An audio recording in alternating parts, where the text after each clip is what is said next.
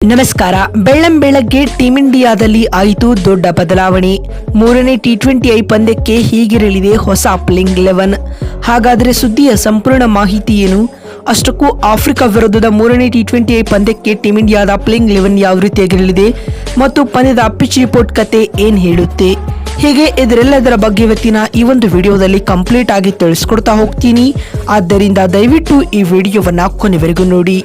ಆದರೆ ಅದಕ್ಕಿಂತಲೂ ಮುನ್ನ ನೀವು ಕೂಡ ಟೀಂ ಇಂಡಿಯಾದ ಅಭಿಮಾನಿಗಳಾಗಿ ಈ ವಿಡಿಯೋವನ್ನ ನೋಡುತ್ತಿದ್ದರೆ ತಪ್ಪದೆ ಈ ಕೂಡಲೇ ಈ ವಿಡಿಯೋಗೊಂದು ಲೈಕ್ ಮಾಡಿ.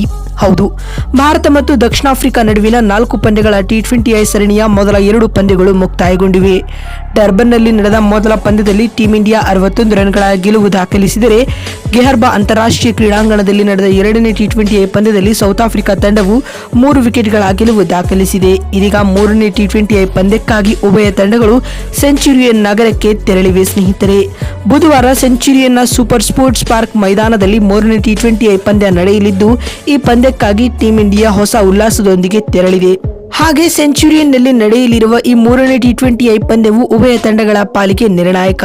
ಏಕೆಂದರೆ 4 ಪಂದ್ಯಗಳ ಈ ಟಿ20 ಸರಣಿಯಲ್ಲಿ ಉಭಯ ತಂಡಗಳು ಒಂದೊಂದು ಗೆಲುವು ದಾಖಲಿಸಿವೆ.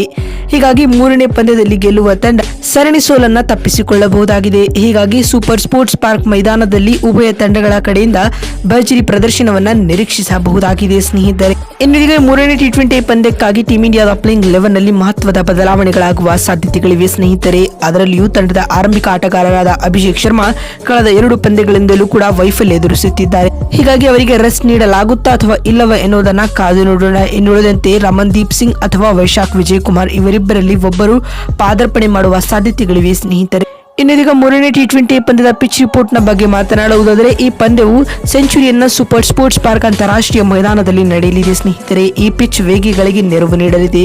ಹೀಗಾಗಿ ಇಲ್ಲಿ ಟಾಸ್ ಗೆದ್ದವರು ಮೊದಲು ಬೌಲಿಂಗ್ ಮಾಡುವ ಆಯ್ಕೆಯನ್ನ ಆಯ್ದುಕೊಳ್ಳಬಹುದಾಗಿದೆ. ಸ್ನೇಹಿತರೆ, ಅಲ್ಲದೆ ಈ ಮೈದಾನದ ಸರಾಸರಿ ಸ್ಕೋರ್ ಬಂದ್ಬಿಟ್ಟು 155ರಿಂದ 180 ಆಗಿದೆ. ಸ್ನೇಹಿತರೆ, ಹೀಗಾಗಿ ಇಲ್ಲಿ ಮೊದಲು ಬ್ಯಾಟ್ ಮಾಡಿದ ತಂಡ 160ಕ್ಕಿಂತ ಹೆಚ್ಚು ರನ್ ಬಾರಿಸಲೇಬೇಕಾಗಿದೆ. ಸ್ನೇಹಿತರೆ, ಇನ್ನುಳಿದಂತೆ 3ನೇ ಟಿ20 ಪಂದ್ಯಕ್ಕೆ ಟೀಂ ಇಂಡಿಯಾದ ಪ್ಲೇಯಿಂಗ್ 11 ಯಾವ ರೀತಿಯಾಗಿರಲಿದೆ ಅಂತ ನೋಡ್ತಾ ಬರುವುದಾದರೆ, ಆರಂಭಿಕರಾಗಿ ಸಂಜು ಸ್ಯಾಮ್ಸನ್ ಮತ್ತು ಅಭಿಷೇಕ್ ಶರ್ಮಾ ರವರಿಗೆ ಮತ್ತೊಂದು ಅವಕಾಶ ನೀಡುವ ಸಾಧ್ಯತೆಗಳು ದಟ್ಟವಾಗಿವೆ. ಮತ್ತು 3ನೇ ಕ್ರಮಾಂಕದಲ್ಲಿ ಸ್ವತಃ ನಾಯಕ ಸೂರ್ಯಕುಮಾರ್ ಯಾದವ್ ಕಣಕ್ಕಿಳಿದರೆ, ನಂಬರ್ 4ರ ಸ್ಲಾಟ್ನಲ್ಲಿ ತಿಲಕ್ ವರ್ಮಾ ರವರಿಗೆ ಅವಕಾಶ ನೀಡಲಾಗಿದೆ.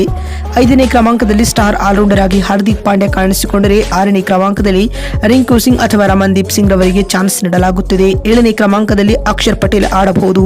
ಇನ್ನು 8ನೇ ಸ್ಲಾಟ್ನಲ್ಲಿ ವರುಣ್ ಚಕ್ರವರ್ತಿ ಸ್ಪಿನ್ನರ್ ಆಗಿ ಕಾಣಿಸಿಕೊಂಡರೆ, 9ನೇ ಕ್ರಮಾಂಕದಲ್ಲಿ ರವಿ ಬಿಷ್ಣೋಯಿ ಆಡಬಹುದು. ಮತ್ತು 10ನೇ ಕ್ರಮಾಂಕದಲ್ಲಿ ಅರ್ಶ್ದೀಪ್ ಸಿಂಗ್ ಅವರು ವೇಗದ ಬೌಲಿಂಗ್ ವಿಭಾಗದಲ್ಲಿ ಕಾಣಿಸಿಕೊಂಡರೆ, 11ನೇ ಹಾಗೂ ಅಂತಿಮ ಕ್ರಮಾಂಕದಲ್ಲಿ ವೈಶಾಖ್ ವಿಜಯ್ ಕುಮಾರ್ ಅವರಿಗೆ ಚಾನ್ಸ್ ನೀಡಲಾಗುತ್ತದೆ. ನೋಡಿದ್ರಲ್ಲ ಬಂಧುಗಳೇ, ಆಫ್ರಿಕಾ ವಿರುದ್ಧದ 3ನೇ ಟಿ20 ಪಂದ್ಯಕ್ಕೆ ಟೀಂ ಇಂಡಿಯಾದ ಪ್ಲೇಯಿಂಗ್ 11 ಯಾವ ರೀತಿಯಾಗಿರಲಿದೆ ಮತ್ತು ಪಂದ್ಯದ ಪಿಚ್ ರಿಪೋರ್ಟ್ ಹೇಗಿದೆ ಅಂತ ತಿಳಿಸಿಕೊಡುವ ನಮ್ಮ ಈ ಪ್ರಯತ್ನ ನಿಮಗೆ ಇಷ್ಟವಾಗಿದ್ದಲ್ಲಿ ತಪ್ಪದೆ ಈ ಕೂಡಲೇ ಈ ವಿಡಿಯೋ ಒಂದು ಲೈಕ್ ಮಾಡಿ.